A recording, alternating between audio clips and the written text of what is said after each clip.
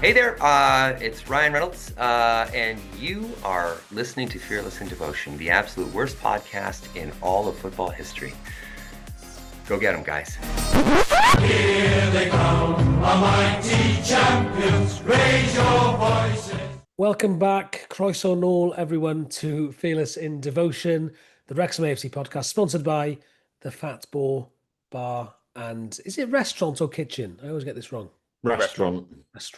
Fabulous. Wouldn't have it any other way. They do have a kitchen as well, though. They do have a kitchen, which is how they are a restaurant. Everyone is happy after a home victory at the racecourse. Andy, you're dancing away there. Yeah, I'm absolutely. I'm dancing to the tune of what's the circus thing? That's that. I don't know what that's called. The Jolly Rogers, is it? Is it something? Is Is that what it's called? I don't know. I don't know. Let's have a look.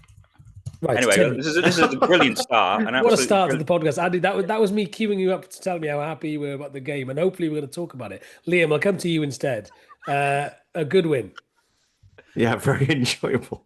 Sorry, is it Andy's moments just get me every time? This podcast is a circus. Yeah, we won again in the big top, which is always to be enjoyed.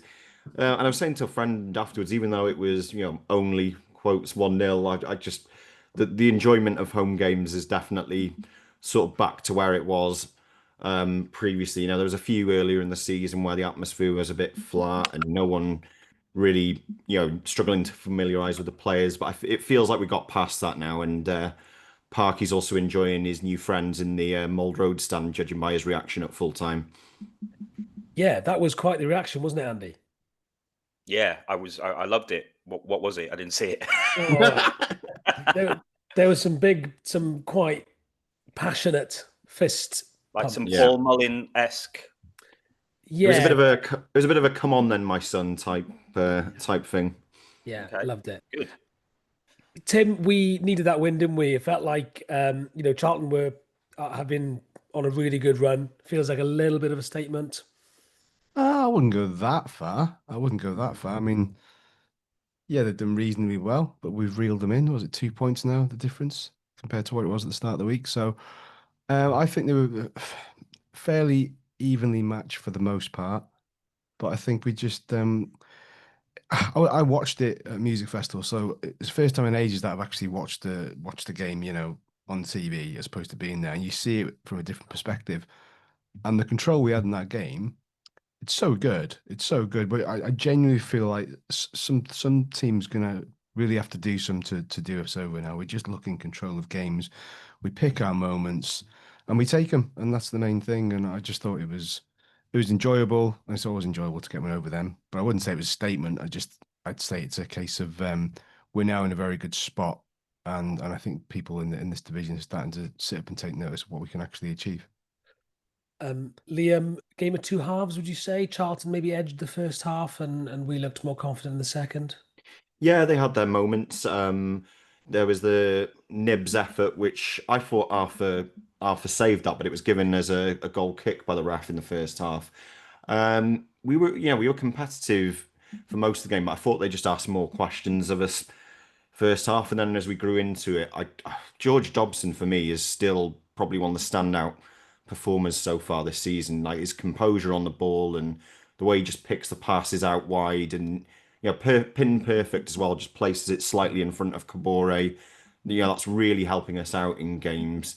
Like Tim said, the control, particularly second half, was really good. The only one slight, not downer, but I did wonder if we were going to score from open play before that penalty came about. There's a few crosses that went in that, you had the situation with Longman on the left, where we all know he's not a left footer. He did try and put a few in with his left, but I think one or two went out of play. Kakache, just again, we say it every week, but that balance when he's not in the team, that equilibrium on the left hand side just goes a bit. But overall, you've got to be really pleased with that performance, I think, and yeah, can't complain whatsoever. Should we talk about the penalty? Andy, is a hell of a spot by the line, isn't it? I didn't pick it up when it first happened, or in the first two replays, to be honest. No, I didn't pick it up, and I don't think the commentators picked it up. Yeah. I'd be interested to see, did anyone in the crowd pick it up, Liam? Because From our angle, no. But the one thing I did notice from where we were sat is there were about 4 or 5 of our players immediately reacted. I think Hyam in particular was shouting for it, so they clearly clocked it, which made me think. I mean, I know players are liable to do that when it goes anywhere near someone's hand in general, but it wasn't just a half-hearted, oh, that might have been a handball. It was a pretty convincing shout. But no, where we were sat, we didn't have a clue. Yeah, No, just I watching mean, it again now, we had yeah. Dobbo and Kiefer in particular were really appealing for it. So the ref obviously, You know what? It's Liam. It's Liam sort of pulverizing these linos. yes, it is. It is. And, It's the and beef. suddenly they're waking up. But Mm. hell of a spot, and fair play to the referee because they are not often given those. Yeah. That sort of thing probably happens 3 or 4 times a match. Well, Mm. maybe not that often, but you know what I mean. Like it happens and they don't get given. So fair play to the lino for spotting it, and the ref for sticking by his guns and giving it. When you see it back, yes, he's got it. And even Nathan Jones at the end says it's a moment of madness because he doesn't need to do it because it's a long cross which is not going anywhere. And he's decided he's just come on. He's had a bit of a horror show that fella, and he's put his hand on it. So yeah, I mean, a few contenders for man of the match. I know Liam's mentioned Dobson. I thought Sheaf had a brilliant game. Yeah. What I really liked about Sheaf was I think it was in the first half where someone was going through and he just came behind him and took him out. He took a yellow card. He actually touched the ball, but I don't think we were getting that at the start of the season. I think teams were going through the centre of us a little bit too much, and I think we've added that steal. And I think it's 3 wins at home now, and two clean sheets in a row. Well, 3 clean sheets in a row, isn't it? So Portsmouth. We conceded 2 against Coventry. Yeah, sorry, it's the Oxford one I was thinking before. But we're getting. What I'm trying to say is we're getting clean sheets in a roundabout way. Yeah. Apart from that one, we conceded 2 goals. We're getting 3 clean sheets in a row. Yeah. I mean, put that to one side. But what I'm trying to say is we're more solid. What's happened to our you? midfielders are doing. What's happened to you? He was I getting don't know. pelters in midweek for saying that Arthur didn't make any saves. Yeah, there wasn't a that save was- to make. Yeah, I mean, what I meant by that. Because apart from the 3 saves he made, he didn't make a save. Yeah, but he wasn't making save after save after save. The saves he did make were great, and they kept us in it. You were having a wee when he made his multiple Yes. save. Yeah. You got sidetracked by that famous Pompey decking when he was getting his, You're out with the food. decking. It's great decking. Speaking of Arthur, Tim, I mean, he's on fire at the moment, isn't he? Yeah, I mean, he definitely would have been miffed when Parky started with Danny Ward at the start of the season. I think Parky said something in midweek after the Portsmouth game that I think he described it as something like he was in a bit of a difficult situation or something like that. I can't remember the exact words, but he's come in and he's just grown in belief and confidence. And the last 2 games, back-to-back games, have just been off the scale for what he can do in terms of his overall output. But I mean, everybody's going to rightly point to the save in the last minute where he tips it over the bar. But I mean, there's 3 before that. I probably get something on the one where he tips it onto the bar in the first half. That there is argument for that.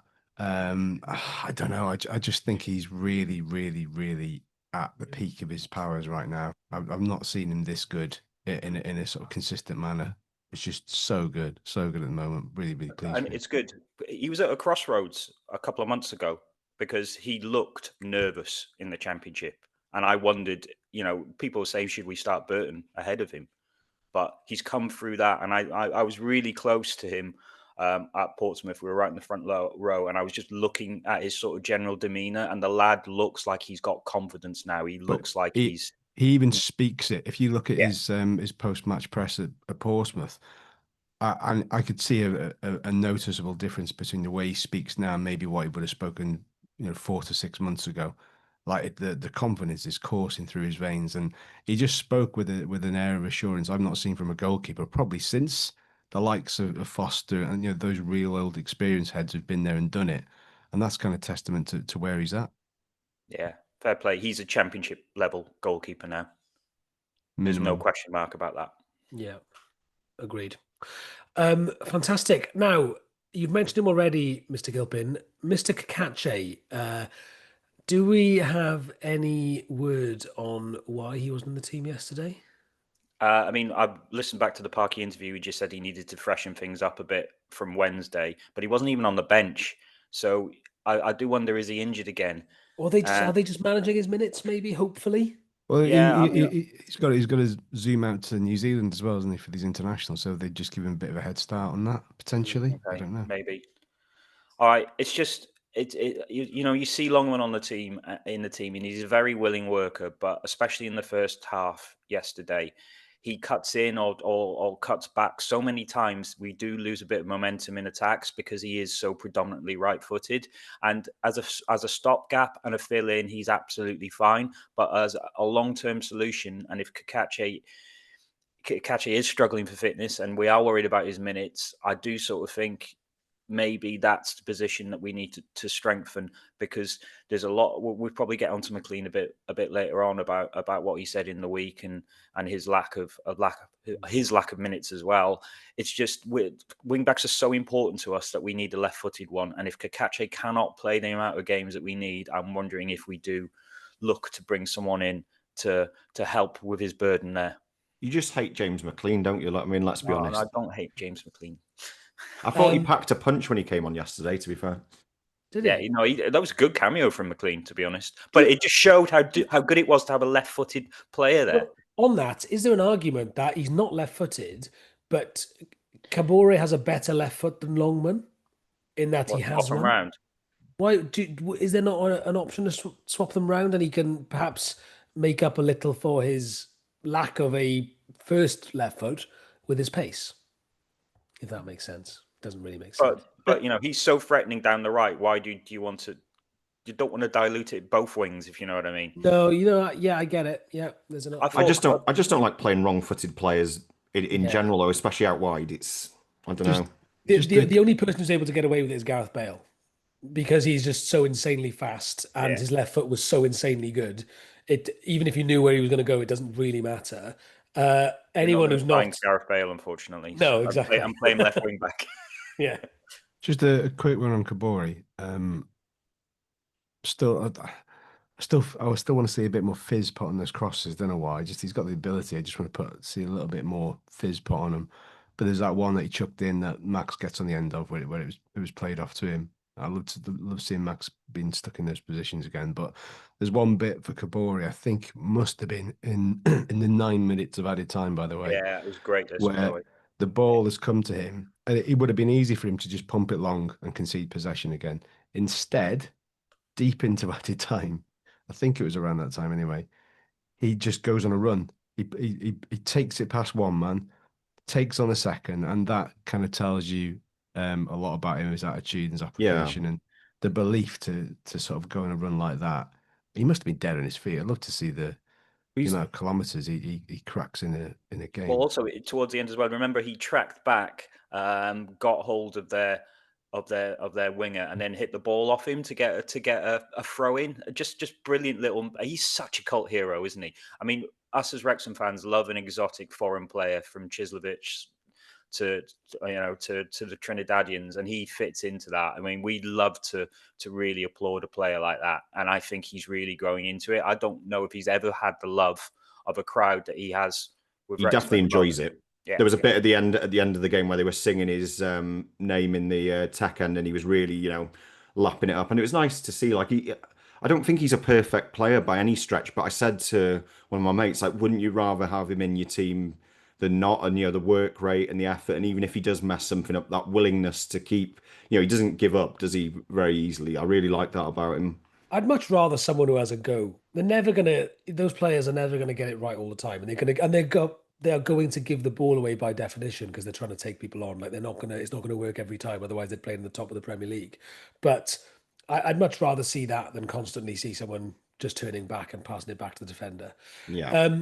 Right, on to Nathan Jones. For those of you who don't remember, he made a comment about the Wrexham being a circus. This was last season, before the was it before the decider? Yeah. before wasn't the it? 3-0 Charlton game, Well, which 3-0. fair play, he did our team talk for us. So thank you, Yeah. Nathan, for that. And And he couldn't resist a pop yesterday, could he? Because what did he say? I think they didn't hear the Wrexham fans until they sang that song at me at the end. Yeah, Song Which that I gave apparently him, wasn't the it? chant I gave us, he gave them. gifted that chance to. It's just yeah. He's I he's mean, got that South Walian chip on his shoulder, isn't he? he You should be know, happy enough that his team came and did us over in the cup the other week. Just take it, take the loss, and get on with it. anyway, Your team, Parky's got the hoodoo on him well, it's not because even that. Parky's just got a better way of managing teams than him. Parky's got a better team than him. Deal with the hard facts, Nathan Jones. See you later. He was having a right running battle with I think it was PG7 lot. Like as soon as I walked into the ground, they were giving him shit, and he kept looking over. But I'm led to believe he said a couple of things as well towards the end of the game because he was getting more and more wound up. Whereas I think, I mean, I know there was that interaction with Parky and the Stockport fans, but that was more sort of joking. I don't see him get too caught up in that type of thing. Whereas Nathan Jones has got that main character syndrome where he just can't help himself from reacting. Parkin had a go at him as well. At one point, he sort of panned away quite quickly, but they were being separated. Steve Parkin and Nathan What Jones. a battle Love that that. is. Look, I hope the cameras have got that. That's the documentary episode. Just censor it around that. On his 60th birthday celebrations as well. Great stuff. Happy birthday, Steve Parkin, by the way. Legend. Yes, happy birthday, Mr. Parkin. Shall we talk a little bit about that? It does feel like we discussed this a little midweek, Andy and Tim, that it's feeling a little bit like we've solidified and we've found our feet a bit. And Liam, might be a good one for you to pick up on here because that, is a strong home performance, which we've kind of been crying out for. Didn't set the world alight, but ground out a win.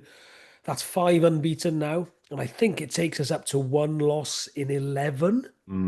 Which is crazy when you think about the talk from just a few short games ago. Yeah. It's crazy. I think for me, it feels like you always need that solid core to a team, sort of your centre back, someone like Hyam, likes a Sheaf in midfield, and Kiefer's always reliable up top. Just having that right through the middle of the team does settle things. And also, there was talk about Arthur and even Max occasionally early in the season, and they're players that haven't played at this level before, so they're going to take time to grow into it. But the thing you can always guarantee, especially with Max, is he's always done it with aplomb. It might take him a couple of games. I can remember even in League Two there was a stage where people were like, "Oh, he's struggling at the start of this season." Then as soon as he gets used to the league, he just hits the ball running. I think he was probably, it won't go that much notice, but he was one of the better performers I thought yesterday. And so just that combination of less experienced players in this league growing into it, and then our established players. We had a couple of injuries. Sheaf wasn't fully fit at the start of the season. Working those players into the team is probably the thing, and also Parky not panicking. He's made changes within his system, but he hasn't really. I don't think he's made dramatic changes. He's just calmly brought in his Yesterday was probably the most, wasn't it? In terms of it yeah. was one of the boldest sort of starting 11 in terms Yeah, of changes in a while. yeah, but he never overreacts to anything, and as fans, we overreact to things all the bloody time. But yeah, Phil Parkinson never does, and I think that's to his credit. He just sort of slowly builds things, like builds the new players into the team, and you gradually start to see the benefit. You might not see it on August the 8th or whatever the starting date was, but you see it a couple of months into the season. there's nothing to fear in this league, and I think we realise that now. And I think maybe we needed a couple of weeks or months to get that realization. But has a team absolutely wiped the floor of us, played us off the park? No. And I think it's so tight there because everyone can beat everyone else. You know, one defeat in 11, we're only 13th. But then if you look at it again, we're only a couple of points off the playoffs. Yeah, indeed. And also, just sometimes if we're taking stock, isn't it? And thinking, so what, we're one above our best ever finish at the moment. So if we can maintain 13th, that'd be pretty handy. You just look at the teams below us. West Brom, Watford, Queen's Park Rangers, Southampton, Swansea, Sheffield United. Blackburn, Yeah. Portsmouth, Sheffield United, and Sheffield Wednesday. These are dream days, aren't they, Tim? Oh, it's crazy. I mean, I messaged my Swansea supporting mate yesterday and said there's a bit of a squiffy home thumping for you, and because I had a wager with one of his friends during one of the last international breaks, and he said Swansea will definitely finish above Wrexham. So I just reminded his friend, just remind him that wager as we sit in a nice little 4-point cushion, because yeah, I mean they're not having their all their own way at the moment. I just They think were there's. battered, apparently. They were. Really They were. I saw the comprehensively goals. outplayed. They were. But I just think there's a lot of pressure on other teams that have been in this division for a long time to do something because nobody wants a mid-season, mid-table obscurity. So there's pressure, always pressure on those teams like Swansea to do something. For us, regardless of the money spent, it's just a case of just enjoy what every day, every game that comes. Like Sean Harvey said in the pod, didn't he? He said this is a season of free hits until it would get squiffy and we were struggling. But that's not going to happen. I think we can all safely say after a quarter of the season gone, from what we've seen, it's not a season of struggle for us this year, which is quite a thing to be able to say at this point of the season. Not even Christmas yet, and we're like, we've seen enough. We've had a lot of early season injuries as well, which probably contributed to not quite getting it whilst those players are starting to gel. So all those things combined with the goalkeeper issues and this, that, and the other, I think we're onto a bit of a winner. And as much as I love the international break, I am cursing it this time because that could kill momentum and you go into another big game against Ipswich, who had that win at Swansea. So, yeah, these are special times. I'm telling you, they I continue mean, to be special. we are on the cusp of doing something good, unless Kiefer has done his hamstring in yesterday. Dr. Rhys, what do you think of that? Was it cramp or? I think can I report back by midweek? I want to take a closer look at Okay. his gait as he walked off the pitch. And I would want Well, to do that. He walked the long way round. He walked to the bench rather than down the Yeah. tunnel. So that should tell you something. Rhys is going to be camped outside St David's Hotel in Newport to see if Kiefer turns up for international duty, and if he's not there, he'll be like, well, he's screwed for a few weeks. I don't want to just guess. Could you describe more to me, people who were there at the match, what he looked like when he was walking off? He wasn't like being carried off or anything. He was walking under his own. At first, I thought, oh, maybe he's being clever. We've got 9 minutes of extra time here. He'll go down, waste a bit of time. We'll get a sub on. But I think he did feel something. I just hope it is cramp and not a slight hamstring tear. I mean, if it was a hamstring, it is slight. Yeah, I didn't see his walk, but I was too busy because he waved at us, so I got all starstruck in the Mould Road stand. It was a lovely wave, and his hair looked really nice as well. We all thought he had a broken foot after the Southampton game. He played the next week, so yeah, and I called that one. The only thing I would say is a slight hamstring always makes me a bit nervous because I would even say a slight hamstring. You're looking at about 3 weeks, but who knows? I'll take a look and I'll report back midweek. Andy, you're a man in peak physical human condition. I am. Yeah. With an international break now, no game for 13 days. What are the priorities, do you think? Look, you can get a bit on the training pitch, and I think a lot of our success has been there. Whatever training pitch we happen to turn up on each day. I'd like to get the left side sorted, but if Kakache is going on international duty, it's going to be hard to do that.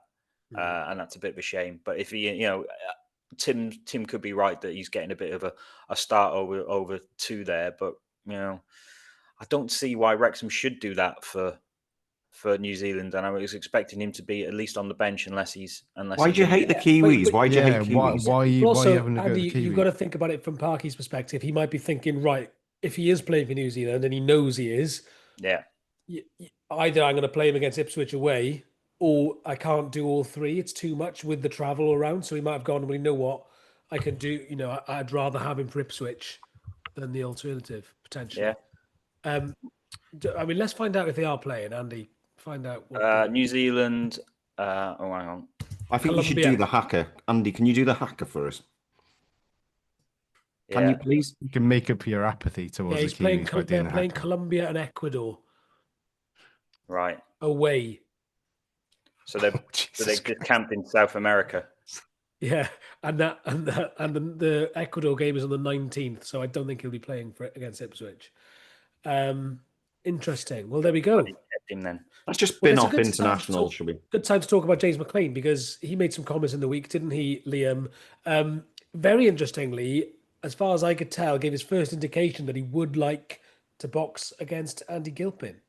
Yeah. He said talks had happened. He mentioned Misfits Boxing, and I know Andy's signed up to their roster, so that's I am, yeah. probably what he's angling for. He did say that they were struggling to agree a prize pot, something like that. Andy was being a bit greedy with the prize pot, but Yeah. what can you I tell want it us about all. that? What can you tell us about that, Andy? How's your training camp going? I mean, I don't really want to peek behind the curtain here, but I mean, I've got a real big left hook. Yeah. Sorry, I just had a vision of this fight actually happening, and I Oh, think God, you no. might die. Yeah, I probably definitely would. Just flashed through my eyes for a moment. Do you want to call him a bum on the podcast or anything? No, I don't want to call him a bum. In all seriousness, Liam, what did he say? Essentially, the first part. This was in a chat with Westlife's very own Nicky Byrne, by the way, on his podcast. That he said he's not enjoying his time at Wrexham as much because he's not been playing, which was quite candid. But then again, what players happy if they're not playing? I guess you can make the argument. And then he essentially said he's enjoying his boxing training more than his football these days. He said, obviously, I'm under contract at the moment, but I would like to go into the world of boxing with a Misfits type thing. And there have already been some discussions taking place over that.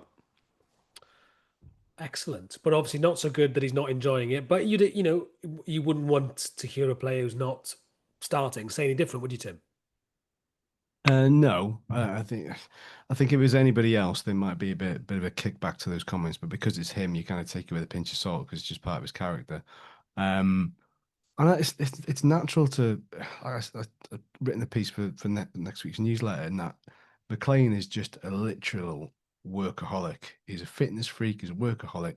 He's not the sort of person that sits and takes a wage for doing nothing. It drives him mad. It just feels like he's wasted. So he has to be seen to be doing something. So we could all argue here and say that he could be the sort of take the Stephen Fletcher role and come on and affect games and play a smaller part, albeit still super important and appreciative. Like he did on Saturday, actually. Yeah, exactly. And I mean that cross he puts in leads to the handball. So I know he's going to be frustrated. We all know that. But it's testament to his professionalism and Parky's man management abilities that he's still involved. He hasn't thrown his toys out the pram going, sod this, I'm not being involved, I deserve to start. He knows his place. I think it's just a case of getting used to his place in that team. But if it comes to January time and he decides that I'm not getting any game time, maybe I should just knock this on the head, then so be it. But look, I just think for what he brings to the table and for what he brings behind the scenes, it's vastly important. Since I can't remember who said this a while back. I said, "Well, would he potentially be the next manager for us?" But I think he's got all his eggs in the basket for the boxing aspect. He just loves it, and you can see him actually doing quite well in that particular realm, to be honest. Good, and people and his team can get in touch with us, can't they, if they want to? Well, yeah, I mean, Andy just put in the group chat now. James McClean is a massive bum. I mean, I didn't know the balls to say on air. There you go. You heard it here first. He has been in train. We didn't want to say much, but Andy has been in training for weeks and months. He's done a few of those montages where he's sort of running along the Thames and that type of thing to some cheesy 80s tunes. So it's really coming along nicely. And you're doing twice weekly Zumba, aren't you? Which I think will really help you to sort of Don't forget salsa class. that explosiveness up. He's doing a separate poll called Andy Gilpin Behind the Curtain. That's coming in the next few weeks. Yeah. Right, before we move on, I just want to say, another example of the global reach of Wrexham now that we're being discussed on a podcast by someone from Westlife, which is really exciting for us. But let's move on because let's cut through these quite quickly because we can discuss them at a later date. But the ground lease, according to Big Baz for the COP, Andy Baz, who is chair of the Wrexham Supporters Trust, friend of the podcast, what has he told you? Well, I think he's put it on social. So the lease has been collapsed. So that is a big. I think he said that it's with the solicitors, didn't he? I think you're misquoting Bazza. So we're getting there. We're getting there. Okay, we're getting there. That's all we need to know. Things are happening. We don't know what. A hat trick and mistruths from Gilpin. It's basically there's revised terms on the lease agreement that the club sent back. So the trusts have got to go back to the solicitors. But if they're happy with it, then it'll be collapsed very soon. Next, there's lots Hang on. There's more. Didn't Michael Williamson say some more about the cop? The live power cable, that live power cable that goes underneath. I love that live power cable. That runs to the student accommodation has been removed. Enabling works. Oh, good. The students without power. That'll learn them. Yeah, Get well, out. the bloody student. Excavation of 1 meter of earth for the construction of a piling mat, which I think we all know what that is. That's for the foundations has begun. They're also, I didn't realize they're still in negotiations to buy land between the club's freehold to the back of the stand and Crispin Lane. I think that's with the Welsh Government. They've already completed the purchase of land from the university. So yeah, it says both plots are required to make sure the footprint for the COP is in place. So there we go. Okay. There's lots of rumours that Wrexham are interested in buying Colliers Park. Liam, do you want to give us a really quick 2-sentence potted history of Colliers Park for those who don't know the history of it? Back in the 90s, Wrexham had a really good FA Cup run, which funded a sort of state-of-the-art training facility in Gresford near Wrexham. It was all lovely. People like Barcelona trained on it. We loved it. And then sort of crap owners happened. We lost it in circa, what would it have been, mid-2010s, something like that. We had to sell it to the FAW, didn't we? Well, the uni had ownership of it, and they came to this agreement with the FAW. We lost use of it. Then under the new ownership, we've sort of got use of it, albeit sounds like we haven't got access to the showers. On the FAW's terms. Haven't got access to the showers for reasons no one best knows. And it schlepping back into between the racecourse and the training ground has been a bit annoying for players from what's been said. And this makes sense, doesn't it, Tim? I mean, I'm not an expert in the acquisition of land or the building of state-of-the-art training facilities, but I would take a wild guess that it's very expensive and arduous and will take a lot of time. And so while the price for Colliers Park is sure to not be cheap, at what stage do you go for ease? Let's just do it. I mean, I think it was Stephen Fletcher that said in a podcast in the summer, I think he let it slip that Wrexham were out to buy Colliers. So it was kind of like a not closely guarded secret that hasn't really gone out into the public consciousness. So it comes as no great surprise that they're looking to buy back what many feel is rightfully theirs. It was a fan that named Colliers Park. I think it was a competition in the Evening Lead, I think, Liam, from what I can remember. But so it's only right that should be returned, if you like, to the club, and yeah, the FA stand to make a fair whack of a profit on it. But there's loads of land there to build out and build from. Maybe they've identified other sites, but just thought, you know what, it makes more sense to look at what we've had before, build in and around on it. The players are familiar with the environment, so yeah, it's the obvious choice for me. Can they do that, Liam? It's brown belt land. Could they extend it? Because I know Michael Williamson did say when we asked him about this that maybe it isn't big enough. They had a lot of trouble just getting permission for it in the first place because it's green belt land. So it's green belt, not brown belt, right? Okay. Well, it's now. Oh, do you want to know what it's now known as these days? It's called the Green Wedge, which is a very lovely term. But I think extending it would actually be quite difficult. I'm not actually sure if they're buying it outright or coming to some sort of arrangement with like a more formal arrangement. Because from what's been said, it would involve the club sort of building, I don't know if it was like shipping containers or basically some other units on Colliers where the players could get changed and have a shower as part of an ongoing arrangement with the FAW. So I'm not sure if it's buying it outright or just trying to come up with something where we can train there permanently whilst, I mean, the tests for the sites for the training ground, the first ones took place years ago. They took a few samples off various sites around Wrexham, but I think the scale of what they want, perhaps gradually over time, they've come to realise it's going to be a huge task. So to get this in place in the meantime, it can only be a good thing, whatever shape it takes. Do you think it might be a bit more short term, and it may be something that they carry on for the next 5 years? Yeah.